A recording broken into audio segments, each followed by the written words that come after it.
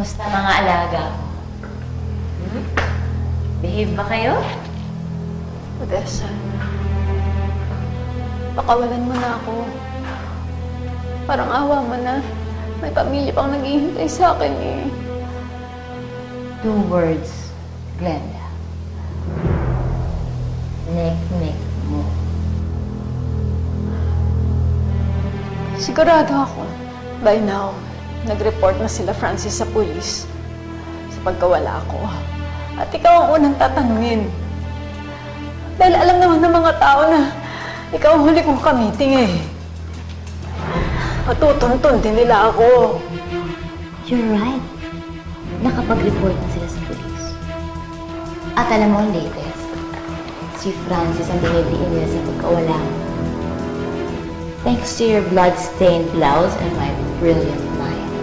After all, he's the perfect suspect.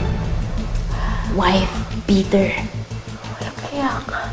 Lagyan mo na lang ng blouse na may dugo sa bakulan. Ano pa bang iisipin ng mga tao?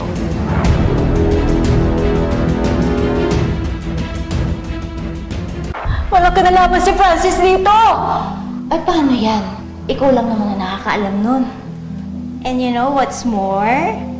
Nag-aaway na yung mag-ama mo. Kasi si Calvin, pinagdududahan na si Francis. Ang saya-saya, di ba? Iba! Nako. Oh, gusto niyo na ako, tita. Yan mo, bago kang friend.